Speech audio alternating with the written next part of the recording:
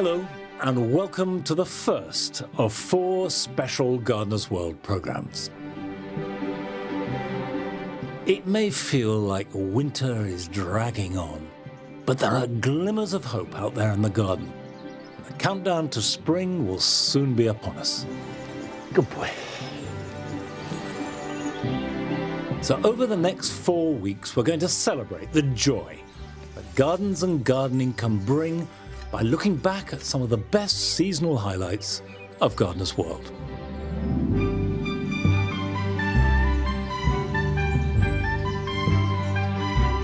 Now, coming up on today's programme, Carol explores a garden in Shropshire where flowers are given licence to roam. For all the world, it's just like being dropped into the middle of this giant flowering meadow. It's magical.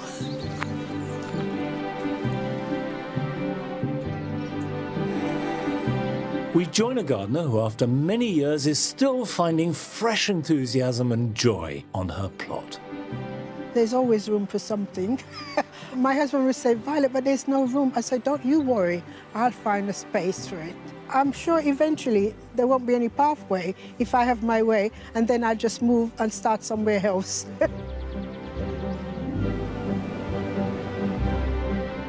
Adam travels to Whitstable in Kent to see some glorious gardens created in the face of biting winds, salty sea air and extreme temperatures.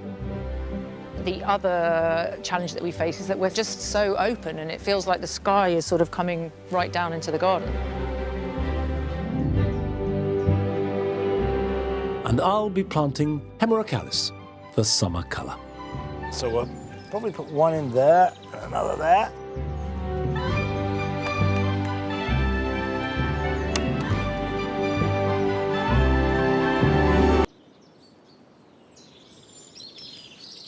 At the start of the year here at Longmeadow, the spring garden plays the best tune.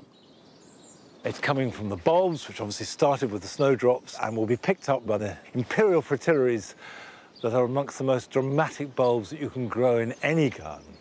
And it carries on until about the middle to the end of May, and then the canopy closes over. And most of these plants go dormant throughout the summer season. They start gently growing again in autumn, do their flowering in spring. Obviously bulbs are really important, but also perennials work really well. You can have woodland perennials that look fantastic. I've got a number here. I've got a geranium. This is Geranium Phaeum, and that's got a rich, dark flower, quite small, very happy in shade. So really good as flowering ground cover. And the geranium will grow in almost any soil and cope with whatever the weather and the climate can throw at it. And then I've got my favourite flower of all, perhaps one of the simplest plants, but it's so beautiful, and this is Primrose, Primula vulgaris, and this is a woodland plant par excellence. So I will pop a little group of these at the back here, like that. Then finally, this is not a perennial, but I've got some foxgloves. And foxgloves are another woodland plant, but they're a biennial, or a very short-lived perennial at best, and flower mid-May into June. And these will seed themselves, and that way we can build up a really good display of foxgloves here in the spring garden. Now it's just simply a question of making a hole and sticking them in. As long as the surface of the pot is pretty much the surface of the soil, and there's no compaction, in other words, it's reasonably loose, that's fine. Is this a helping hand? Take it, there's a good boy. And the flowers that we get early and mid-spring not only look great, but they're really important for the pollinating insects, and the bumblebees in particular. Now, we visited a garden down in Kent to relish the best of summer colour. There's always room for something. My husband would say, Violet, but there's no room. I said, don't you worry, I'll find a space for it. I'm sure eventually there won't be any pathway if I have my way, and then I'll just move and start somewhere else. Bye. My name is Violet Crowell. I live with my husband, and we've got this garden. This is a very busy garden. You get this fusion of different plants, but it's because I love my fruit trees. I must have fruits. I love flowers, and everybody have to cohabit. I think of my garden as a reflection of me. It reflects the kind of personality I am, bubbly, like to laugh a lot, and I like to plant what I love a lot. My love of garden comes from in my 20s when I was living with my extended family in London in the 70s. We lived in a masonette and we had a balcony, and what we used to do is plant flowers in. We also plant tomatoes and dahlias. I'm a very competitive person, primarily because I do horticulture show and I like to win the cups. I specifically love showing springtime my daffodils, summertime my roses, but my favorite is dahlias.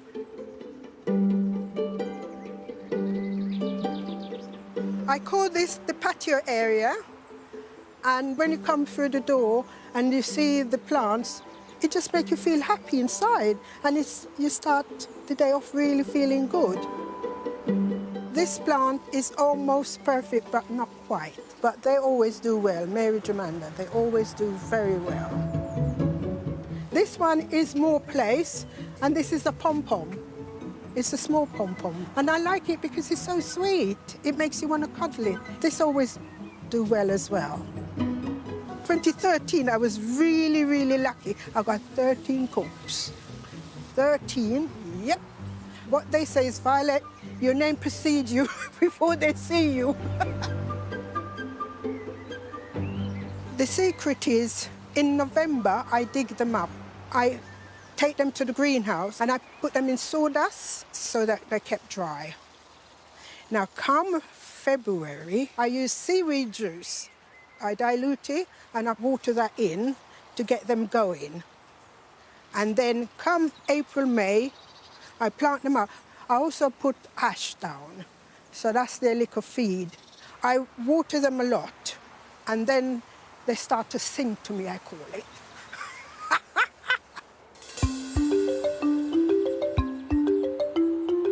The plants, they speak to me. Every morning I go around and I look at a plant which I think are not doing that well. If a plant see me looking at it too often, they know they're going to be moved. If they don't want to move, they start producing. And that's the only way they stay where they are, or else they'll move. But wherever they move to, they're always happy, because I hate to see the plants suffer. Welcome to our sunken garden. I try to plant things on different level, so you got the canopy and the lower plants underneath. And then you've got the summer bed with the cosmos, which are looking fantastic. We've got some hot lips, which is a salvia, and we have got hydrangea. I try to colour coordinate where possible, but often it happens by accident, just instinct. And because I plant by feeling, if it feels right, it's going to be there. I've got loads of banana tree. Here we've got aces around the pond, because it gives that Japanese feeling. It's a fusion of all kind of plants flowering at different time of the year. This is Violet's style of planting.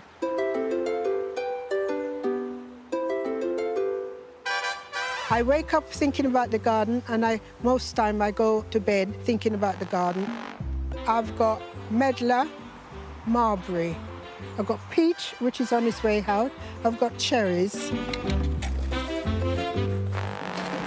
I've got the white currant, the red currant, the black currant. Lovely, lovely, lovely, lovely.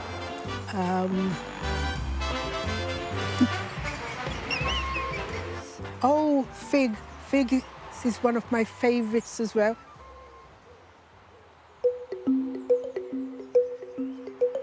In this garden, everybody has something. The squirrels, the nuts, the blackbirds, the blackberries. I always say they can have that side, but they always come over this side, which is my side.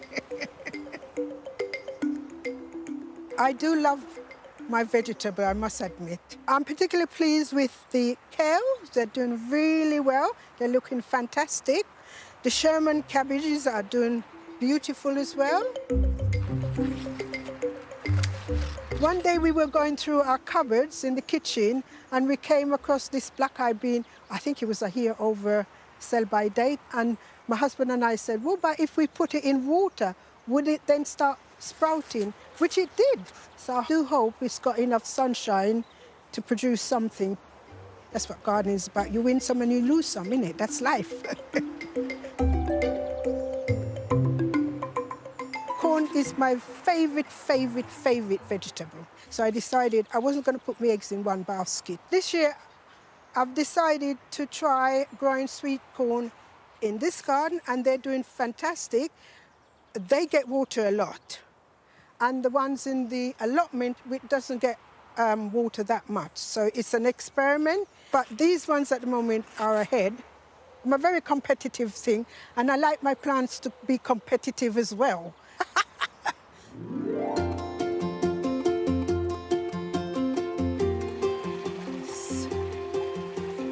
The garden keeps me busy. It keeps me on my toe, and now I say it's my full-time job. I always say, it doesn't matter what problems I've got indoor. When I hit the garden, it will disappear. I'm not saying when I go in, it won't return, but when I'm in the garden, all I think about is plants. So that's what the garden is, and I would not do without it.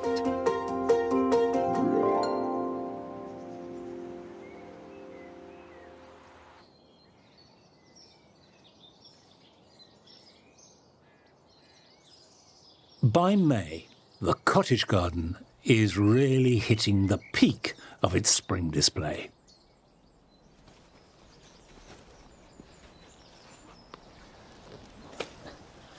There's a little bit of real heat in that sun, which is fantastic.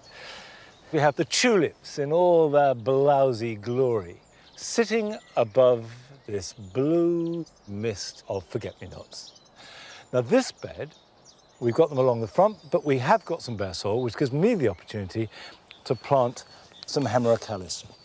And of course, hemerocallis daylilies will flower from July onwards. And although their flowers only last a day, they keep coming, they're easy to grow and very beautiful. Now, these are self-sown seedlings. The parents came from a bed over on the other side of the cottage garden. They were yellow, so probably they will be shades of yellow, but because they're self-sown, you can't guarantee what colour they'll be. So we'll probably put one in there and another there.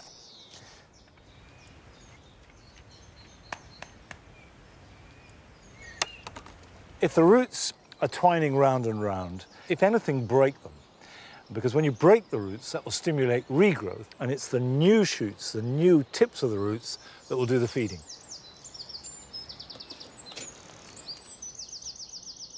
It's time to visit one of your gardens now. And this one is an allotment, actually one that's not too far away from here. Hello Gardener's World, my name is Amir and welcome to my allotment plot in Gloucestershire.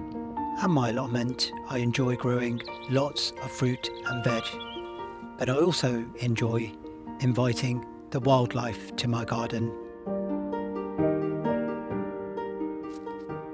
We have a lot of molehills on our allotment site, and rather than view them as a nuisance, I appreciate them. And this year I have collected a bucket full of this super fine molehill soil, and I have sown my carrot seeds in it. I am pleased to report that so far they are looking promising. This year I have decided to direct sow my sweet corn. The ground is warm and this is a nice sunny spot, ideal to help the seeds germinate. I'm just levelling the soil with this rake. And take a look at this. In just a week, our first signs of sweet corn. Thank you for joining me and happy gardening.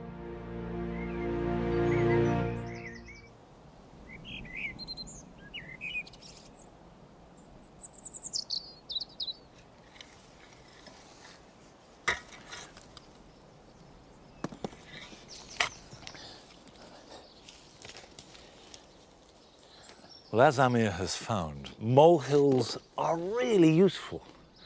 They are a fantastic resource for the gardener because they contain all that living matter, the bacteria, the fungi, the nematodes, that are essential for healthy plant growth.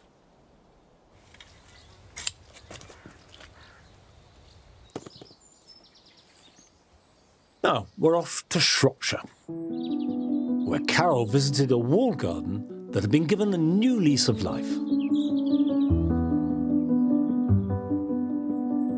Here at Wild Goose Nursery is a young garden that's already blossomed into something very special. I'm getting that really tingly feeling. A brand new garden, never been here before. And already I can feel the excitement. I just know it's going to be a thrilling day.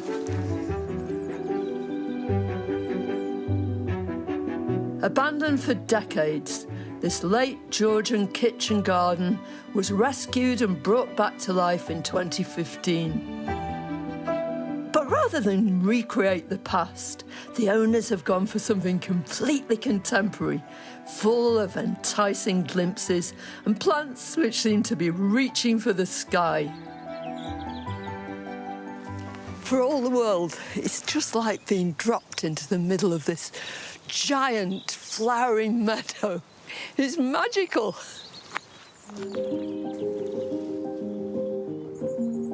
It may look effortless, but clearly there's real plantsmanship at work here, with self-seeding annuals and perennials combining to wonderful effect.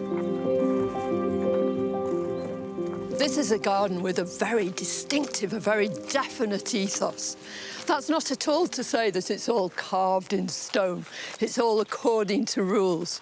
But what happens here is that plants are chosen because they're going to love living here.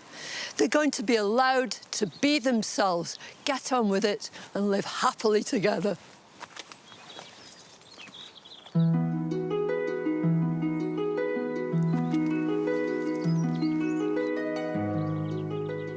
In complete contrast to other parts of the garden where there are winding, wending paths making their way this way and that, here you've got great formality, a straight path down the centre of two matching borders. These beds are absolutely packed full of perennials, yes, but all perennials that are just doing their own thing. There are quite formal plants like this Cynthia trichon. This is prairie purple. It will have little flowers later on too. But this makes a kind of counterpoint right the way down and leads your eye through these borders. But then there's huge informality too, with plants like this Achillea tarmica, the pearl, with its little white buttons.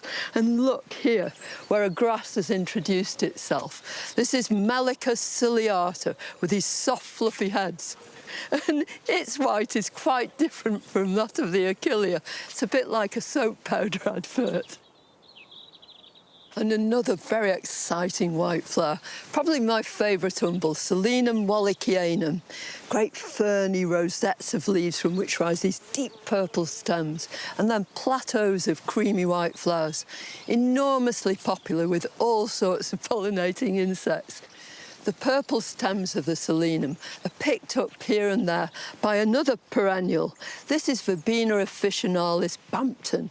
It's absolutely delightful with these wiry stems and tiny little flowers. And it too has seeded here, there and everywhere. In fact, these borders look as though they're doing it themselves. And in many ways, they are. It's not only in the sultry days of summer that these borders shine. They're designed to provide colour and interest right across the year. But right now, it's these self-seeding plants which characterise this whole garden that are very much in evidence, none more so than this. This is Atriplex, Hortensis rubra, otherwise known as Orac. It's a very popular annual and it just puts itself all over the place, and yet somehow it always seems to end up in just the right place. It's a form of spinach, and earlier in the year you can eat it, but I wouldn't want to, because I want it to do its thing. These beautiful seed heads now against the brilliant blue sky, just utterly perfect. But it's not only annuals. There are loads of biennials here too.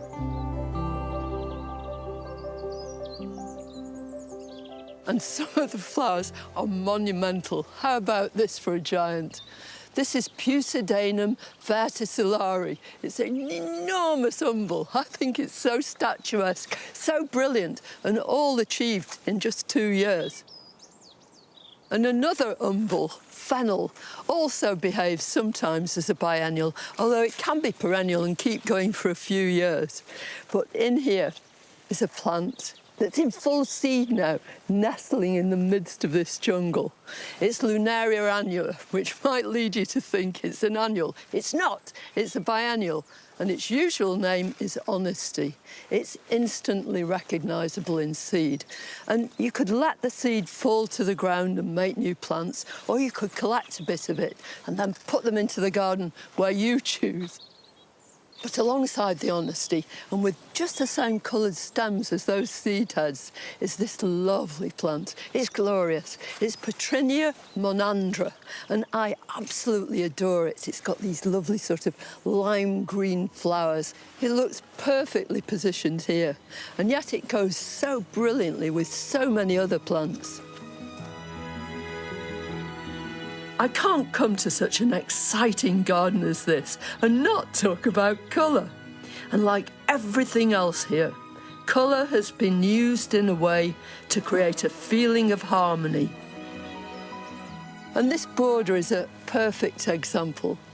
Here, the sun is just gradually fading down behind the trees, so the light is much lower. It's not bright sunlight anymore. And you can see how these glowing purples and these delightful little sanguisorba with these sort of catkin-shaped flowers in the softest, dustiest pink. And look at the background, absolutely perfect, this brick wall, which just reflects this colour. But it's got nothing to do with academic colour wheels and what goes with what. It's much more intuitive than that, much more poetic. And this border is a beautiful example. This garden simply thrills the senses. And the overall feeling here is that it's the gardening philosophy that is at its creative heart. Once plants here are established, they're very much left to their own devices. The garden here is never watered. And though gardening and nature are not the same thing, this garden echoes nature. All the plants and the creatures who live in harmony with them are happy.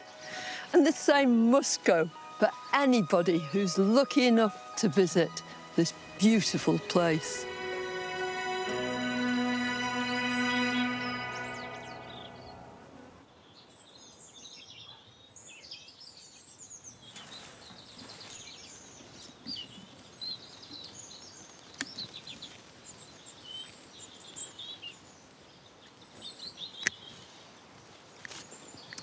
It does seem incredible looking at that it hasn't been watered.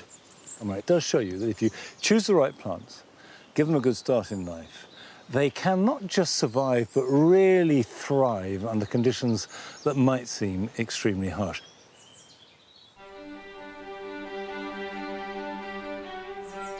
Still to come on today's programme. We visit a gardener who has created a magical space for his family despite being a novice.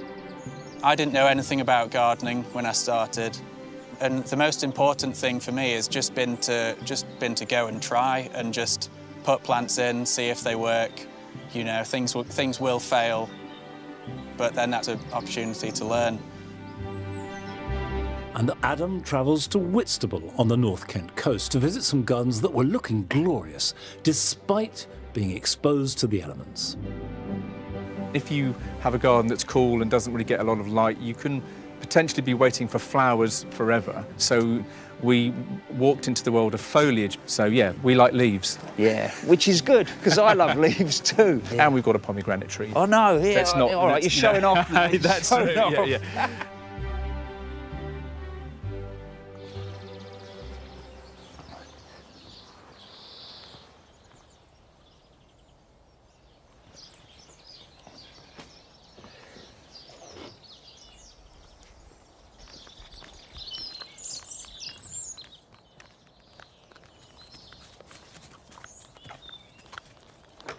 Good dogs.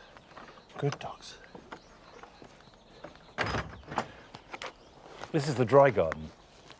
And for those of you who are not familiar with it, the reason why we call it a dry garden is because it drains much better than anywhere else in the whole garden. That's because we have a very thin layer of soil over the top of sandstone. So that changes the way that we grow the same plants in other parts of the garden, and also gives us an opportunity to grow some plants that just won't grow elsewhere. For example, this euphorbia. This is Euphorbia caraceus, which if I grew this in the dual garden, it would be 50% bigger and flop all over the place and then would rot. Here, absolutely perfect. And there's Nautia macedonica, which we do grow elsewhere, grows completely differently here. It stays short and fairly compact. It doesn't need supporting in any way. And I'm going to add sedums. Now, sedums actually are now called Telephion, but like so many name changes that are categorizing them for scientific purposes, essentially they haven't changed at all, and I have to say I'll always think of them as sedums. And these are essentially succulents that cope very well with drought. So for example, if you look at these ones over here, they're nice and compact and they will stay like that. Now I'm going to plant these purple ones around the olive which seems to have survived winter and the cold, which is great. This is a variety called Purple Emperor, and like all sedums, the flowers are fantastic for attracting butterflies later in summer. You can see it's really gritty and stony. I can just pop that in there like that. There we go. Sedums are succulents, and that means, like all succulents, they store some water in their foliage, which they can draw upon when it's dry. So unless you actively see the leaves wilting, there's no need to water them. And by and large, in this country, there's enough rain to see them through any amount of drought.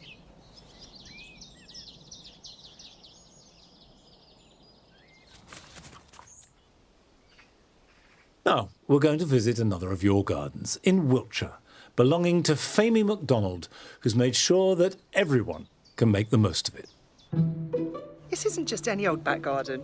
It's also a 5-star, all-inclusive hedgehog resort with all mod cons. And let me show you why.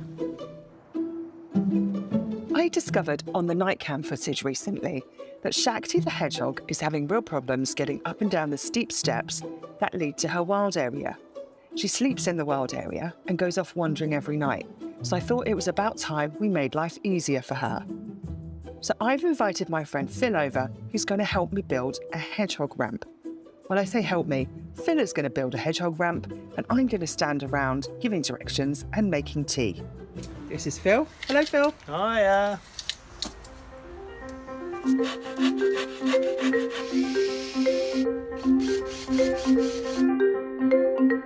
And here it is, the finished hedgehog ramp. Phil, you've done an amazing job. You can have the rest of the day off. So let's see how she gets on. Oh, Shakti, you've just walked past a perfectly good ramp. There's no need to struggle up the steps anymore.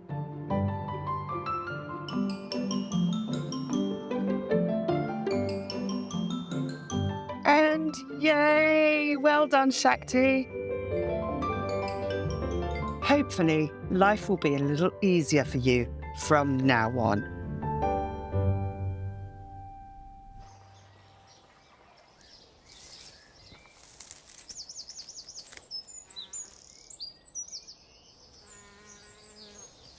Now, every garden always has those rare moments of perfection. Just a day or two when everything seems to come together and the selection of plants are bouncing off each other, each individually performing at their very best, and the sum of them greater than all your expectations. Well, I think today is one of those days. You have the purple of the alliums, purple sensation, at their best. The incredible electric green of the euphorbias, and then that lovely clear blue of the irises. And I know this will go in a day or two, but just for a moment, it couldn't be bettered. We're now going to Sheffield to visit a woodland plot, and this was created by a novice gardener who found the place itself so inspiring that they set to work.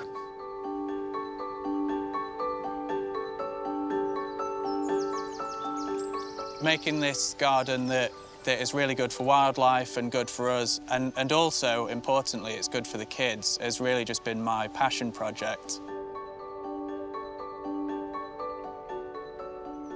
My name is Will Tier. I spend my weekdays brewing beer at work for a local brewery, and when I'm not brewing beer, you'll find me at home in the garden. So we're in this quite tightly packed together 1930s estate. The houses are all quite small. The gardens are fairly tight together, but then we've just got this really long garden here, and it just drops really far down into the woods and then just gives you this quite secluded area from all that.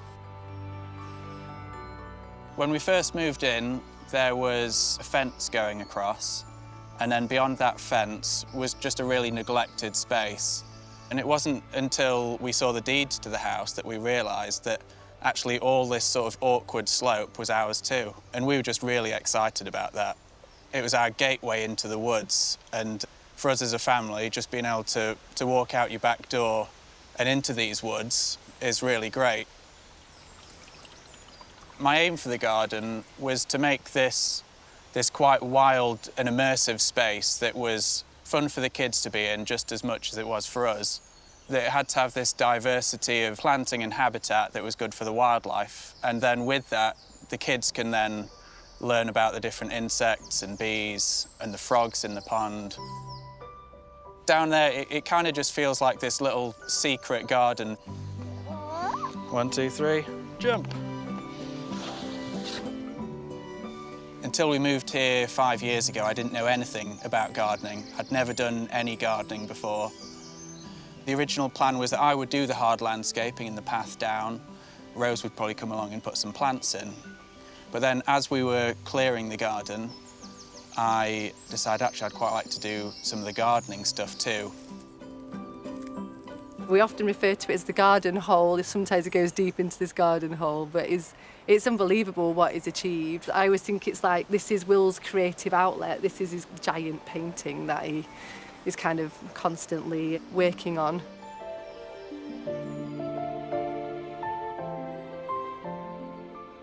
I really like to mix up the more unusual things with the more sort of everyday plants. So there's things like foxgloves and various ferns, then mixed in with these sort of weird euphorbias, and I just like that mix, and it just makes the more unusual plants just sort of sit better in the landscape, I think, and then the more common plants give the garden a kind of sense of place.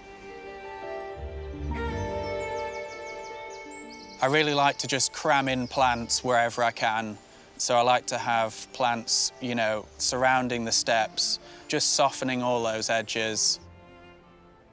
A particularly good example of that, I think, has been this London Pride Saxifraga erbium. And this was a plant that had actually survived the previous garden that was here. I didn't really like it to start with, but then seeing it in flower, I then just thought, wow, this is actually quite a nice plant. And it does well with quite awkward conditions, really.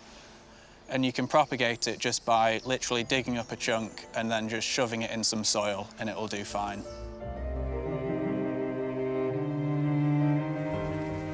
So this is one of those more unusual plants that I've taken a chance on. It's Mechanopsis linghome, and I started off with a few plugs of it and just dotted them in a couple of places around the garden that I thought it might work. This is the sole survivor, but that's because it's just really just happy with these conditions. It's just right with the moisture levels, it doesn't dry out. It gets mostly shade with a bit of dappled sun through it. I'm now growing about 40 or 50 more from seed. So in the next couple of years, I think I will try them out in a few other locations. It is a kind of famously quite hard to grow plant, so I'm really happy that I've managed to get one and it's actually flowering.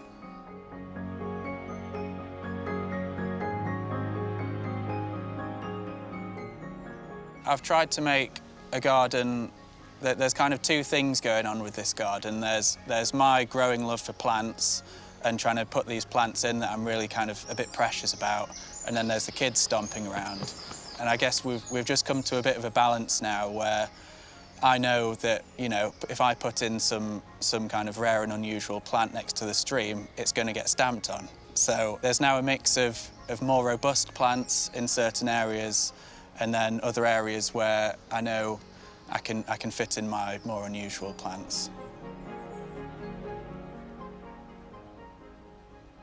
So we have this really steep slope here. It's quite damp, it's quite shady because of the trees, and I really just want this planting to look after itself because of the slope it's on. So we have various ferns. It's quite a sort of jungly mix of plants. We've got things like Empatian zomiana, the Fatsia polycarpa, and really I just want this whole planting just to kind of to mesh together over time and just make this kind of big, lush, jungly mix.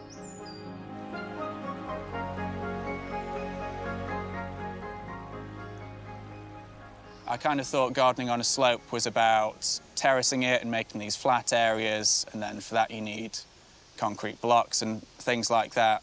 And then it didn't take long, though, before I got a bit more confident with it, started using more natural materials that were around. I didn't know anything about gardening when I started, and the most important thing for me has just been to go and try and just put plants in, see if they work. You know, things will fail, but then that's an opportunity to learn and garden with the plants that you like and stick with that. As you do that, you just get better and better, and then your garden looks better too. Sylvie, catch the bubbles! Catch the bubbles!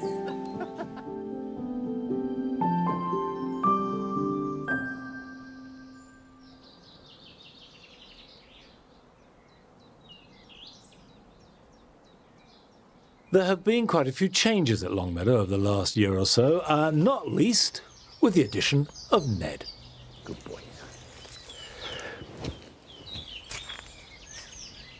No, bring the pot back, Ned. Ned, I don't want you to take it away. Can I have it? There's a good boy. And after last year's bitter cold spell that killed quite a lot of our plants, we decided that there were losses that we had to accept. These are not part of our normal procedure because these are all tender plants from bananas, gingers, tree dahlias, cannas that have been stored in this shed. It's insulated. We raise them up off the floor, and for the last 5 or 6 years, it's worked perfectly. This year, it was so cold that it was way below freezing inside, and it's killed a lot of the plants. So, for example, this is the Ensete banana, the great big banana with burgundy leaves. I think that's stone dead. The Musa Baju, which is hardier, is fine. We've lost some cannas, but the gingers have come through. All these plants came from the Jewel garden, and I've grown them there for years. But lifting, storing, and heating tender plants over the winter really no longer feels sustainable. So I'm not going to put them back there. Instead, I'm moving them to a new position on the mound, where I'll plant them, leave them in the ground, and let them take their chances.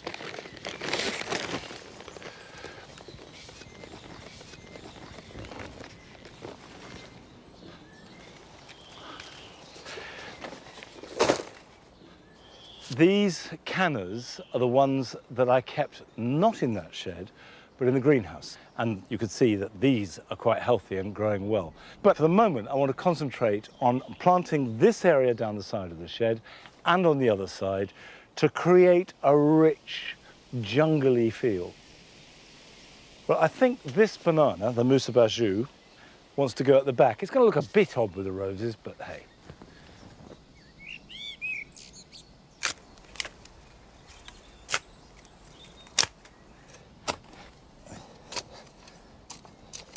I've dug a hole that's bigger than a root ball because bananas are really greedy, thirsty plants.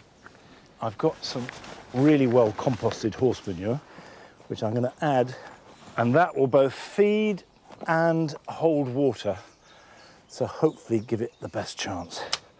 Right, Now the heavy bit. Hey, there we go.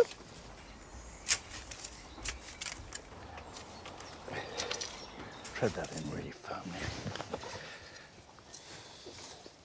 I'm going to leave that with a slight donut around it. It means that when I water it, it won't spill sideways and the water will go to the roots.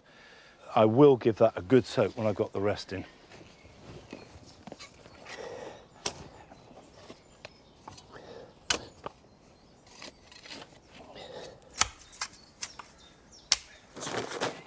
This is a canna called Wyoming, which has got these wonderful leaves and has brilliant orange flowers and loves our heavy soil. What it doesn't love is our cold winters. Oh, yeah, perfect. Look at that.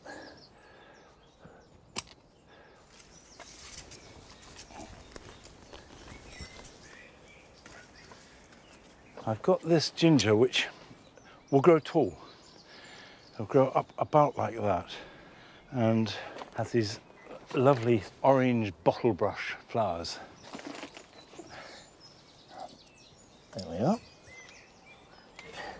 And you can see new spikes of shoots coming up, so that will grow. I am not going to lift these and store them and heat them next winter. I might be able to wrap them, I might be able to do some form of protection. It's a gamble.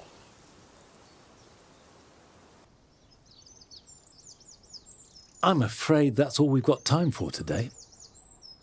But I'll be back next week with plenty more Gardener's World highlights to inspire us all for the gardening year ahead. I'll see you back here at Longmeadow next time. So until then, bye-bye.